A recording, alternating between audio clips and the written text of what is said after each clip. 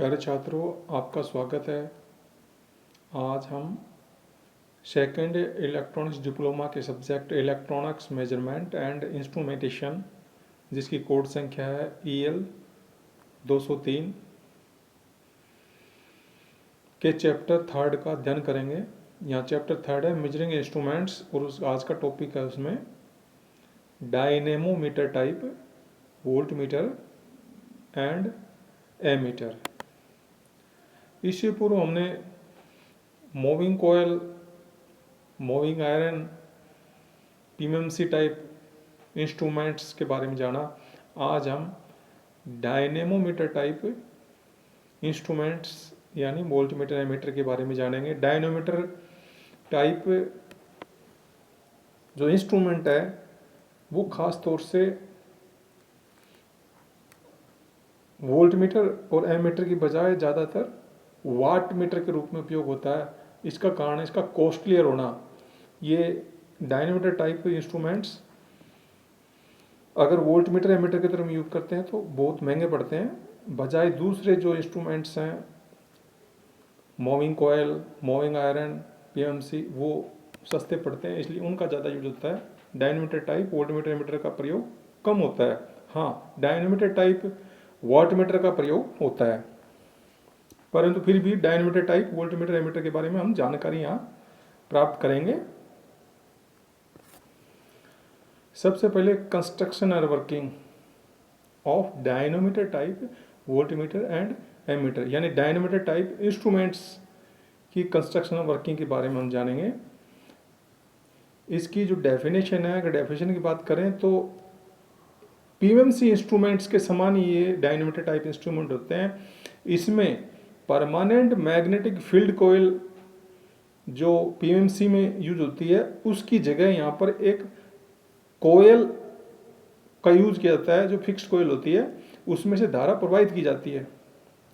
तो यहाँ पर क्या फर्क हो गया, PMMC जैसा ही इंस्ट्रूमेंट होता है PMMC टाइप, परंतु इसमें एक फिक्स्ड कोयल का यूज किया जाता है और फिक्स्ड कोयल भी दो टुकड़ों में बटी होती है, हाफ हाफ, और वो आपस में जुड़ी होती है और उसी के मध्य में एक मूविंग कोयल जो शाफ्ट और पॉइंटर से जुड़ी होती है वो मूव करती है। फिक्स्ड कोयल फिक्स रहती है, जब उसके आधे आधे हिस्से के मध्य मूविंग कोयल रखी होती है। इसमें DC करंट अंशांकन के बाद AC व DC का समान रूप से मापन कर सकते हैं, यानी एक बार DC से कैलिब्रेट करने के बाद, DC सप्लाई के लिए कैलिब्रेट करने के बाद उसी को स्केल को हम AC सप्लाई के रूप में काम में ले सकते हैं डायनेमोमीटर टाइप में। तो ये वोल्टेज करंट मापन में AC DC टाइप दोनों के लिए dynamometer type volt meter ammeter के रूप में इसका यूज होता है। इसकी जो कंस्ट्रक्शन है, संरचना है, वो इस प्रकार है। डायनेमोमीटर की जो कोयल्स होती है वो एयर कोर्ड होती है सामान्यतः, यानी उसमें किसी प्रकार का कोर रूप में कोई मटेरियल नहीं रखा होता। कोयल के मध्य भाग में जो कोयल है वहाँ एयर ही होती है, जो कि hysteresis losses, eddy current losses एवं दूसरी त्रुटियों से AC करंट मापन या वोल्टेज के दौरान बचाव करती है। यानी इसमें hysteresis loss, eddy current loss और अन्य त्रुटियां एयर कोर्ड कोयल्स जो डायनेमोमीटर में उनमें उत्पन्न नहीं होती। इसमें फिक्स्ड कोयल को दो आधे जुड़े हुए भागों में बांटा जाता है जो मूविंग कोयल से सीरीज में जुड़े रहते हैं तथा साथ साथ ही पैरेलल में रखे होते हैं दोनों जो फिक्स्ड कोयल आधे आधे हिस्से एक दूसरे के साथ, जिससे कोयल मूवमेंट परास के अंदर यूनिफॉर्म फील्ड यानी यूनिफॉर्म मैग्नेटिक फील्ड उत्पन्न करने हेतु सहायक होते हैं। जैसा कि इस चित्र में दर्शा रखा है, ये दोनों चित्र एक ही चीज को इंडिकेट कर रहे हैं। यहाँ पर ये फिक्स्ड कोयल है, हाफ हाफ, आधी एक तरफ इधर आधी, आधा हिस्सा यहाँ पर है, और बीच में ये मूविंग कोयल रखी हुई है। और मूविंग कोयल किससे अटैच है, एक शाफ्ट से या पिवोटेड होती है यानी किलकित की होती है, और यहाँ स्प्रिंग है। स्प्रिंग ये कंट्रोलिंग टॉर्क उत्पन्न करता है और ये जो कोयल है मूविंग कोयल ये डिफ्लेक्टिंग टॉर्क उत्पन्न करती हैं, जिससे ये पॉइंटर स्केल पे मूव करता है, जैसे ये दिखा रखा है यहाँ चित्र में दूसरे में, ये इस स्केल पे मूव करेगा ये पॉइंटर। यहाँ पर ये मूविंग कॉइल डिफ्लेक्टिंग टॉर्क उत्पन्न करेगी, और जो स्प्रिंग ऊपर दिखा रखे हैं ये ऊपर और नीचे दोनों तरफ होते हैं, ये कंट्रोलिंग टॉर्क उत्पन्न करते हैं, जिससे बैलेंस होता है पॉइंटर।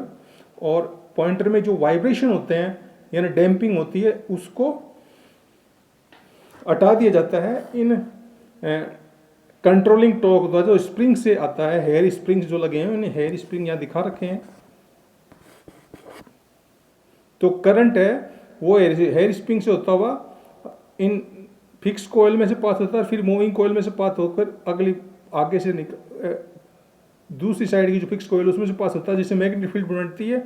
और मूविंग कोयल की मैग्नेटिक फील्ड और फिक्स्ड कोयल की मैग्नेटिक फील्ड में इंटरेक्शन होता है, जिससे ये मोमेंट होता है स्पिंडल का और करंट बाहर निकल जाता है वापस दूसरी स्प्रिंग से। तो ये ऐसा ही यहाँ दे रखा फिक्स्ड कोयल इंटर, और इसमें दिखा रखा, इसमें स्प्रिंग के अंदर से करंट का भाव नहीं दिखा रखा, स्प्रिंग यहाँ ऊपर लगी हुई है, जबकि यहाँ पर फिक्स्ड कोयल में से करंट होता हुआ मूविंग कोयल में से पास होकर बाहर निकल जाता है। और इससे जो मैग्नेटिक फील्ड बनती है, जो साउथ और नॉर्थ पोल दिखा रखे हैं फिक्स्ड कोयल पे, उनके कारण इंट्रैक्शन होता है मूविंग कोयल पर, और मूविंग कोयल मूव करती है यानी घूमती है और डिफ्लेक्शन करती है, जिससे पॉइंटर भी इस शाफ्ट में मूवमेंट होता है, शाफ्ट का मूवमेंट इस पॉइंटर पे को मूव करता है स्केल पर, जिससे इसी रीडिंग को मापना इजी होता है।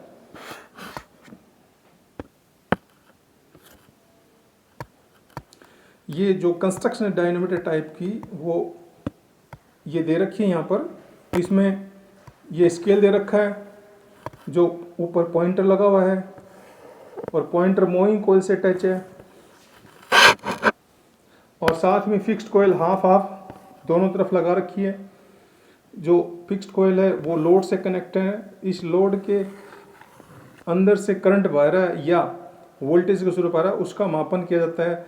यहाँ पर मल्टीप्लायर करंट जो मूविंग कोयल में से पास होता है उसको कंट्रोल करता है, यानी करंट जो I2 पास हो रहा है मूविंग कोयल से उसको नियंत्रित करता है, जिससे डिफ्लेक्शन जो पॉइंटर का आता है उसके अनुसार वैल्यू का मापन होता है। सेम चीज़ यहाँ पर दर्शाई गई है। ये मूविंग कोयल सेंटर में ब्लैक कलर में दिखा रखी है और फिक्स्ड कोयल दोनों तरफ हाफ रूप में दिखा रखी है, और जो आपस में जुड़ी हुई है दोनों। और ये एयर डैम्पिंग यानी हवा के अंदर इसमें वाइब्रेशन को कंट्रोल कर दिया जाता है, जो डिफ्लेक्शन होता है उसको कंट्रोल किया जाता है, एयर डैम्पिंग कहलाता है वो। तो ये इसका डायनामोमीटर टाइप इंस्ट्रूमेंट का कार्य करने का तरीका है। ये दोनों हाफ फिक्स कोयल के मध्य में स्थान पर्याप्त रखा जाता है ताकि मूविंग कोयल शाफ्ट का मूवमेंट आसानी से हो सके। इस चित्र में भी जो चित्र दे रखा है ये, इस चित्र में भी वही सेम चीज है जो मैंने पिछले चित्र में बताई। इस यंत्र में दो हेयर स्प्रिंग्स का यंत्र में कंट्रोलिंग टॉर्क उत्पन्न करने के प्रयोग करते हैं। जैसा कि मैंने पिछले चित्रों में बताया था कि दो स्प्रिंग है ऊपर नीचे शाफ्ट के ऊपर, वो कंट्रोलिंग टॉर्क उत्पन्न करते हैं, और करंट इस स्प्रिंग से होता है मूविंग कोयल के अंदर आता और बाहर जाता है। एयर फ्रिक्शन डैम्पिंग का भी इसमें यूज होता है ताकि जो वाइब्रेशन होते हैं यानी जो स्पंदन होते हैं, हलचल होती है पॉइंटर में, उसको कंट्रोल किया जाता है एयर फ्रिक्शन द्वारा। मूविंग कोयल दोनों हाफ फिक्स्ड कोयल्स के मध्य किलकित की जाती है, यानी मूविंग कोयल शाफ्ट के ऊपर फिक्स कर दी जाती है और पिवोटेड बोलते हैं उसको, पिवोटेड कर दी जाती है। दोनों हाफ फिक्स्ड कोयल के बीच में ये मूविंग कोयल रखी जाती है और शाफ्ट भी मध्य में ही होती है। फिक्स्ड व मूविंग कोयल में सीरीज में या अलग अलग धारा प्रवाहित कर उनको एक्साइट किया जाता है, यानी उनमें मैग्नेटिक फील्ड उत्पन्न की जाती है, और जो यंत्र मापन करने में निर्भर करता है। मूविंग कोयल मूविंग सिस्टम यहाँ पर है स्पिंडल, शाफ्ट, पॉइंटर और खुद स्वयं मूविंग कोयल। तो ये मूविंग सिस्टम है। तो मूविंग कोयल मूविंग सिस्टम से जुड़ी होती है ताकि डिफ्लेक्टिंग टॉर्क क्रियाशील होने पर पॉइंटर का मूवमेंट स्केल पर हो सके, यानी पॉइंटर स्केल के ऊपर चल सके और रीडिंग का मापन कर पाए। इसका जो प्रिंसिपल है डायनेमोमीटर टाइप इंस्ट्रूमेंट का वो इस सिद्धांत पर कार्य करता है कि करंट जब कंडक्टर से बहता है तो मैकेनिकल फोर्स उत्पन्न होता है, और ये मैकेनिकल फोर्स आता है मैग्नेटिक फील्ड के कारण। जब कंडक्टर में यानी किसी कोयल में धारा प्रवाहित होती है तो उसमें चुंबकीय क्षेत्र उत्पन्न होता है जो आपस में इंटरेक्ट करता है दो क्षेत्र, जिससे मैकेनिकल फोर्स उत्पन्न होता है, और ये मैकेनिक फोर्स से मूवमेंट आता है। तो ये इसका मेन सिद्धांत है।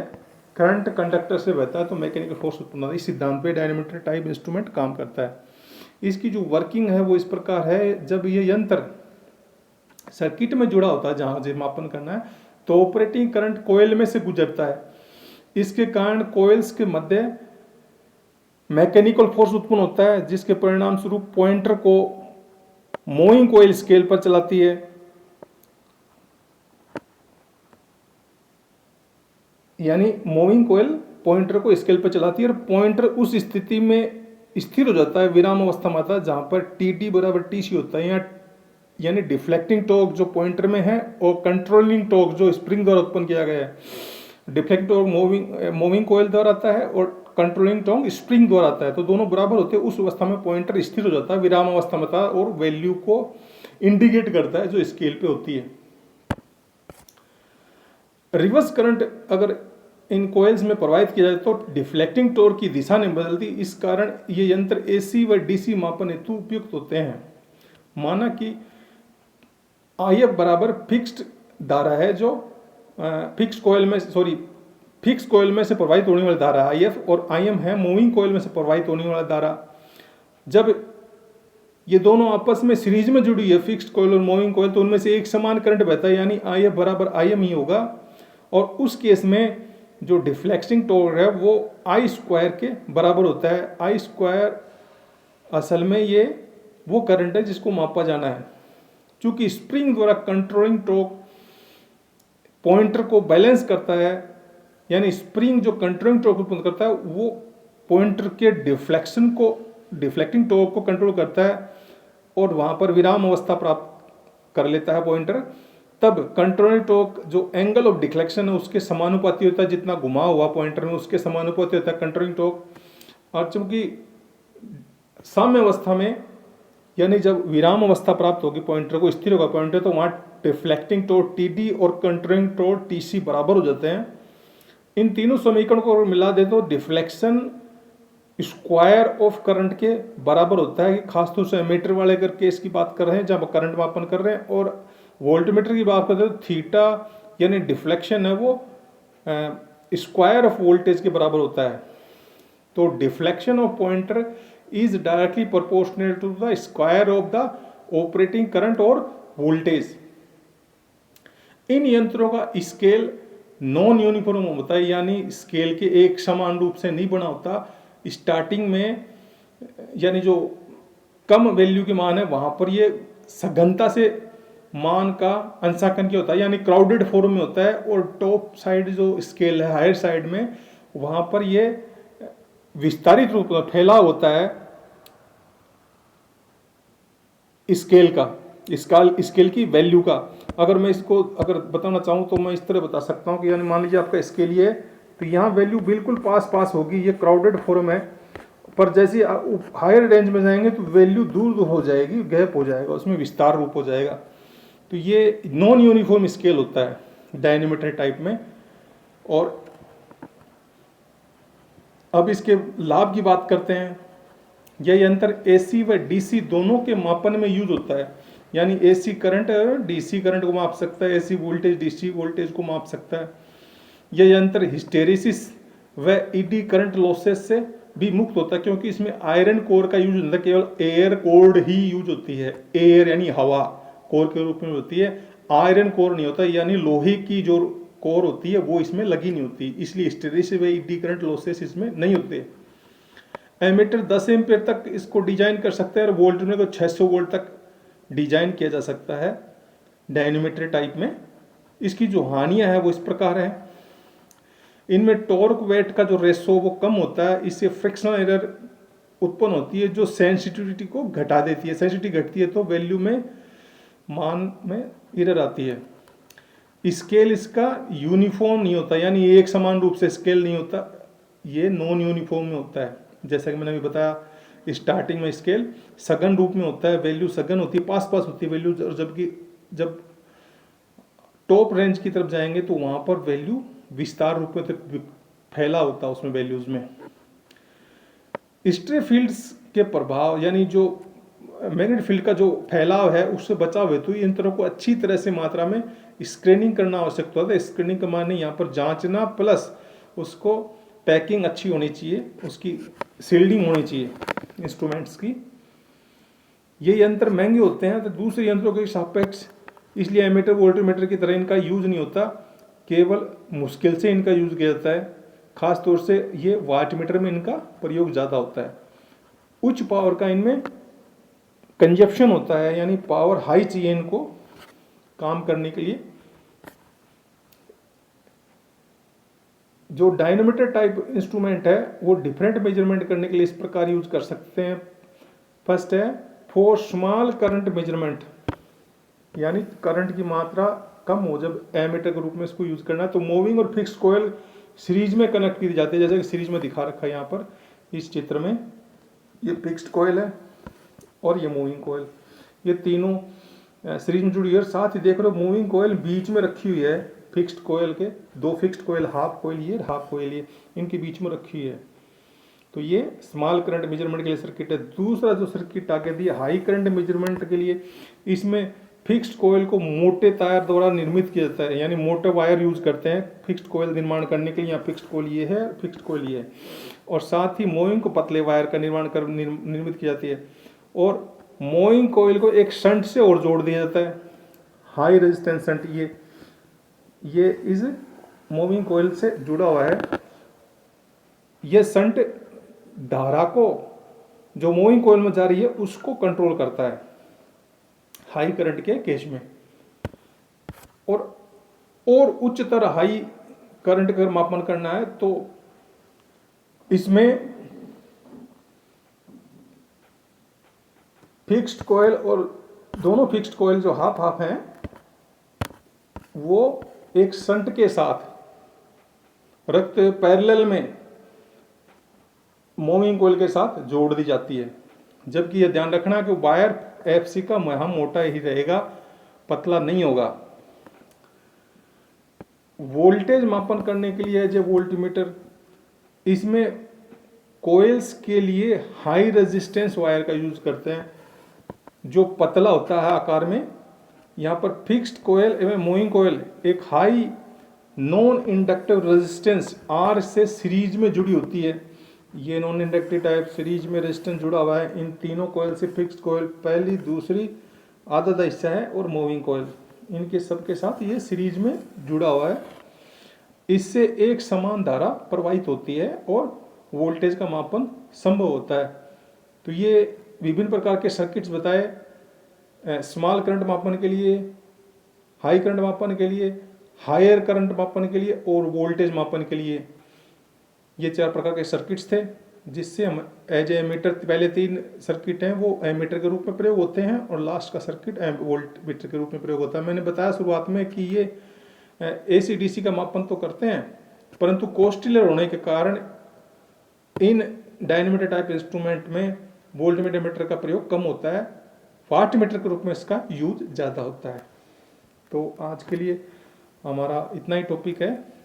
Thank you.